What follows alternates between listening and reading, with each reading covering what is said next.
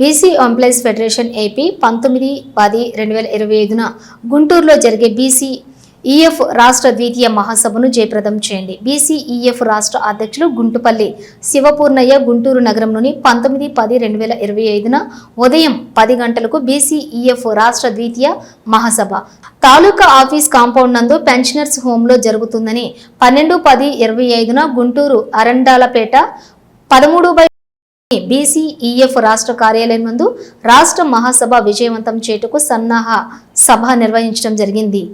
మేమెంతో మనకంతా అనే న్యాయమైన నినాదంతో పదోన్నతులలో బీసీ ఉద్యోగులకు మెరిట్ కమ్ రోస్టర్ విధానం అమలు అంశాలు చర్చించడం మొదలగు అంశాలు ప్రసంగిస్తారు. 19వ తేదీన నిర్వహించు సభ ఏర్పాట్లకు వివిధ కమిటీ ఏర్పాట్లు చేయటమైనదని ఈ సమావేశం ద్వారా రాష్ట్ర, జిల్లా, నగర బీసీ సభ్యులు, నాయకులు హాజరై సభను జయప్రదం చేయవలసిందిగా నాయకులు కోరారు. ఈ సమావేశంలో బీసీఈఎఫ్ వ్యవస్థాపక అధ్యక్షులు ఎంవి ప్రసాద్, గౌరవ అధ్యక్షులు పివి రమణయ్య, ఆర్థిక కార్యదర్శి కె నరసింహారావు, సలహా మండల చైర్మన్ ఎస్వి సత్యనారాయణ, జిల్లా అధ్యక్షులు ఎం సుబ్బారావు, నగర అధ్యక్షులు వి శ్రీనివాసరావు, రాష్ట్ర ఉపాధ్యక్షులు టి శ్రీనివాసరావు, నగర ప్రధాన కార్యదర్శి అప్పలరాజు, గ్రామ వార్డు సచివాలయ నాయకులు ధనలక్ష్మి, సుభాని, శేఖర్, బీసీఈఎఫ్ నాయకులు ఆర్ సాంబయ్య, శ్రీధర్, శ్రీనివాస్ రావు మొదలగు నాయకులు పాల్గొన్నారు. గుంటుపల్లి శివపూర్ణయ్య బీసీఎఫ్ రాష్ట్ర అధ్యక్షులు. బీసీఈఎఫ్ ఎంప్లాయీస్ అసోసియేషన్ రాష్ట్ర వ్యాప్తంగా అన్ని జిల్లాల్లో ఉండేటువంటి ఎంప్లాయీస్కి ద్వితీయ మహాసభ గుంటూరులో 19వ తారీఖు ఈ నెల 19 గుంటూరులోని ఉన్నటువంటి పెన్షనర్స్ హోమ్ తాలూకా సెంటర్లో ఉన్నటువంటి తాలూకా క్యాంపస్లో ఉన్నటువంటి పెన్షనర్స్ హోమ్లో నిర్వహించుటకు బీసీఎఫ్ కమిటీ నిర్ణయించడం జరిగింది. ఈ బీసీఎఫ్ కమిటీ పాత 13 జిల్లాల్లో విస్తరించి ఉన్నది. ఈ కమిటీ ద్వారా బీసీ ఉద్యోగుల రాష్ట్రంలో ఉన్నటువంటి ఉద్యోగుల యొక్క సమస్యలను పరిష్కరించడంతో పాటు బీసీ ఉద్యోగుల సమస్యలపై అనేకమైన పోరాటాలు కార్యక్రమాల ద్వారా ఈ సమస్యలు పరిష్కరిస్తూ ఉన్నాము. అటువంటిది మొదటి మహాసభ తిరుపతిలో నిర్వహించుకోవడం జరిగింది.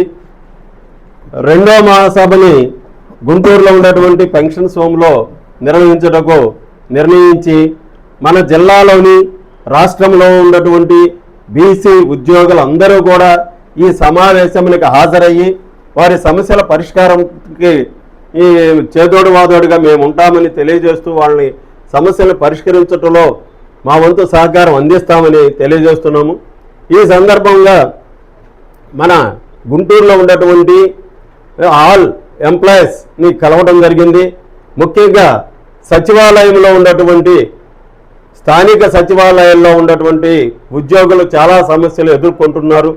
అటువంటి సమస్యల పరిష్కారం కోసం కూడా రాష్ట్ర శాఖ కృషి చేస్తుందని తెలియజేస్తూ సచివాలయ ఉద్యోగుల తరపున కూడా కొంతమందిని కలిసి మహాసభకు హాజరు కావాల్సిందిగా ఆహ్వానించడం జరిగింది. ఈ సందర్భంగా వారు కూడా వచ్చి ఉన్నారు. రేపు సమావేశంలో ఆ సచివాలయం నుంచి కనీసం 200 మంది సభ్యులను ఉద్యోగులను ఈ సమావేశానికి తీసుకొని రావాల్సిందిగా వారికి కూడా ప్రత్యేకంగా తెలియజేస్తున్నాము. ఈ మహాసభ ద్వారా మనం చెప్పదలుచుకున్న విషయం ఏంటంటే బీసీ రిజర్వేషన్లో రోస్టర్ కమ్ మెరిట్ విధానాన్ని ప్రభుత్వము అమలు చేయటంలో నిర్లక్ష్యం వహిస్తుంది. ఇవాళ లేటెస్ట్గా జరిగినటువంటి డిఎస్సి టీచర్ ఉద్యోగాల డిఎస్సి రిక్రూట్మెంట్లో కూడా బీసీలకి చాలా అన్యాయం జరిగింది.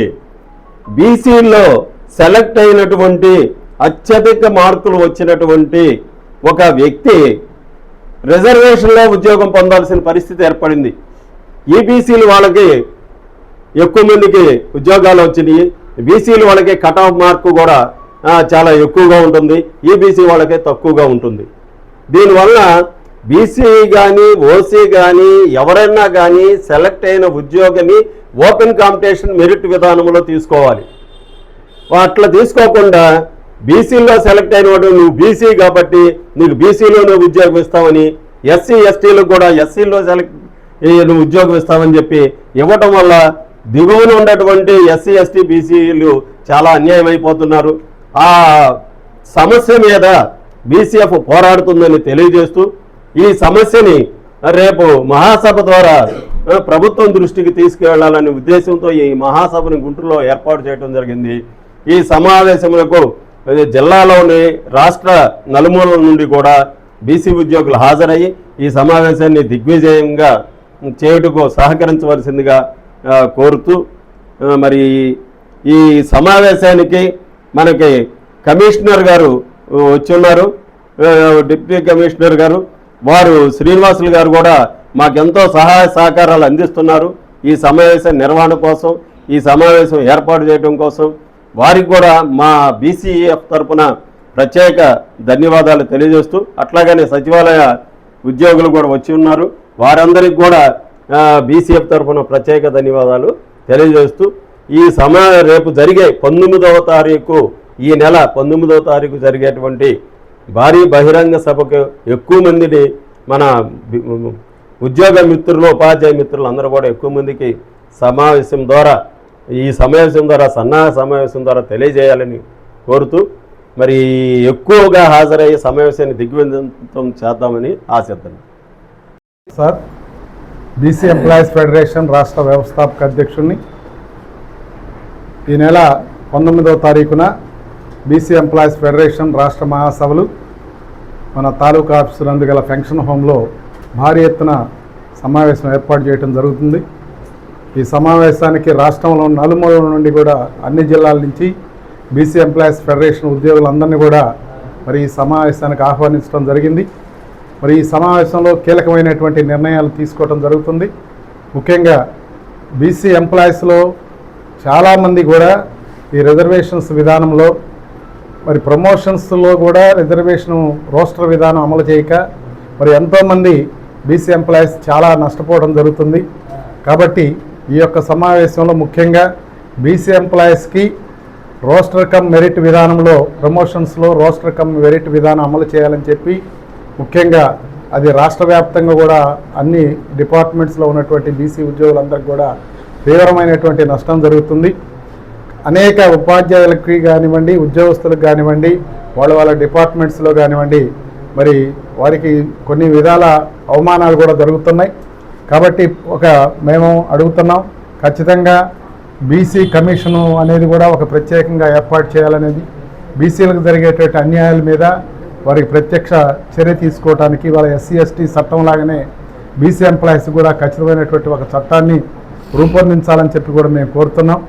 కాబట్టి రేపు జరిగేటువంటి సమావేశంలో రాష్ట్ర వ్యాప్తంగా అందరినీ కూడా సేకరించి ఉపాధ్యాయులకు కానీ ఉద్యోగులకు కానీ బీసీ ఎంప్లాయీస్కి జరిగేటువంటి అన్యాయాల మీద మొత్తం వారి యొక్క సమస్యలను తీసుకొని ఈ ఎజెండా అంశాలన్నీ కూడా ఆ తీర్మానాల రూపంలో చేసి రాష్ట్ర ప్రభుత్వానికి మా యొక్క బీసీ ఎంప్లాయీస్ ఫెడరేషన్ యొక్క సమస్యలన్నిటిని కూడా ఒక రిప్రజెంటేషన్ ద్వారా రాష్ట్ర ప్రభుత్వానికి తెలియజేసి తద్వారా మా ఎంప్లాయీస్కి బీసీ ఎంప్లాయీస్కి ఉండేటువంటి సమస్యలన్నీ కూడా మేము ముందుకెళ్తున్నాం. అదేవిధంగా రాష్ట్ర వ్యాప్తంగా వివిధ సచివాలయాల్లో ఉన్నటువంటి ఉద్యోగులు కూడా వారు కూడా అనేక సమస్యలు ఎదుర్కొంటున్నారు. కాబట్టి ఆ సచివాలయ ఉద్యోగుల సమస్యలు కూడా వారికి ప్రమోషన్స్ విధానంలో కానివ్వండి తర్వాత అన్నిట్లో కూడా వారి సమస్యలు పరిష్కరించేదానికి ఖచ్చితంగా బీసీ ఎంప్లాయీస్ ఫెడరేషన్ రాష్ట్ర వ్యాప్తంగా కూడా అది ఉద్యమ రూపంలో అవసరమైతే వారికి చర్యలు తీసుకోవడానికి కూడా సిద్ధంగా ఉంది. కాబట్టి రేపు జరగబోయేటువంటి 19వ తారీఖు ఆదివారం జరగబోయేటటువంటి సమావేశానికి రాష్ట్రంలో ఉన్నటువంటి బీసీ ఎంప్లాయీస్ ఫెడరేషన్ సభ్యులు, బీసీ సోదరులు, ఉద్యోగులందరూ కూడా తప్పనిసరిగా సమావేశానికి హాజరై మన సంఘీభావాన్ని తెలియజేయాల్సిందిగా ఈ సమావేశం ద్వారా మేము కోరుతున్నాం. అందరికీ నమస్కారం. నా పేరు ధనలక్ష్మి. నేను గుంటూరు మున్సిపల్ కార్పొరేషన్లో వార్డు వెల్ఫేర్ అండ్ డెవలప్మెంట్ సెక్రటరీగా పనిచేస్తున్నాను. మరి మనకు గుంటూరు జిల్లాలో ఈరోజు మన బీసీ ఎంప్లాయీస్ కోసం, వారి అభ్యున్నతి కోసం కృషి చేస్తున్నటువంటి బీసీ నాయకులందరికీ కూడా నా హృదయపూర్వక నమస్కారాలు తెలియజేస్తున్నాను మమ్మల్ని ఆహ్వానించినందుకు. నిజంగా సచివాలయాలు ఉద్యోగులు కలుపుకొని ముందుకు వెళ్ళాలి అనేటువంటి ఆలోచన వచ్చినటువంటి నాయకులందరికీ కూడా మా హృదయపూర్వక ధన్యవాదాలు. సచివాలయ ఎంప్లాయీస్ అందరి తరఫున కూడా సచివాలయ ఉద్యోగులకు ఎన్నో సమస్యలు ఉన్నాయి. అలాగే మన బీసీ ఎంప్లాయీస్ ఏమి నష్టపోతున్నారు అనేది ఎవరికి కూడా తెలియట్లేదు. గ్రౌండ్ లెవెల్లో ఉన్నటువంటి సచివాలయ ఉద్యోగులు పనికే పరిమితం అయ్యారు, కానీ వాళ్ళకి ఏమి కావాలి, ఏమి సాధించుకోవాలి, ప్రభుత్వం ద్వారా మనం ఏమి తీసుకొచ్చుకోగలగాలి అనేటువంటివి చాలా మందికి తెలియకుండా సతమతం అవుతున్నారు. అలాంటి వారందరికీ కూడా మేము మీ వెనక ఉంటాము, మీకు ఇవి కావాలి, ఇవి తీసుకోవాలి అనేటువంటి మాకు వెన్నుదన్నుగా ఉన్నటువంటి బీసీ నాయకులందరికీ కూడా మేము ధన్యవాదాలు తెలియజేస్తున్నాము. అలాగే ప్రభుత్వం ద్వారా మాకు ఆర్థిక పరమైనటువంటి సమస్యలు ఎన్నో ఉన్నాయి, ఫైనాన్షియల్ మ్యాటర్స్ ఉన్నాయి. అలాగే ప్రమోషన్ ఛానల్ అంటూ కూడా ఇంతవరకు సచివాలయ ఉద్యోగులకి క్రియేటే చేయలేదు. ఇలాగా మా సమస్యలు ఎన్నో కూడా మేము బీసీ నాయకులకు తెలియజేయడం జరిగింది. రేపు అంటే వచ్చే ఆదివారం 19వ తేదీన జరిగేటువంటి మన రాష్ట్ర బీసీ మహాసభలకు అందరూ కూడా తప్పకుండా హాజరు కావాలని బీసీ ఎంప్లాయీస్ అందరూ కూడా, రాష్ట్రంలో ఉన్నటువంటి బీసీ నాయకులు అందరూ కూడా, బీసీ ఎంప్లాయీస్ అందరూ కూడా హాజరయ్యి మన సభను విజయవంతం చేయాలి. అలాగే మనకు గుంటూరులో ఏర్పాటు చేశారు ఈ సంవత్సరం మహాసభను. గుంటూరులో అరండల్పేటలో ఉన్నటువంటి తాలూకా ఆఫీస్లో ఉన్నటువంటి పెన్షనర్స్ హోమ్లో ఉదయం 10 గంటల నుంచి మనకు మహాసభ మొదలవుతుంది.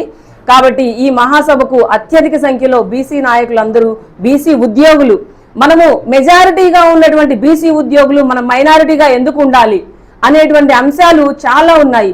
మనం సపోర్ట్ చేస్తేనే ఓసీ నాయకులు కానీ మిగిలిన నాయకులు అందరూ కూడా ముందుకు వెళ్తున్నారు.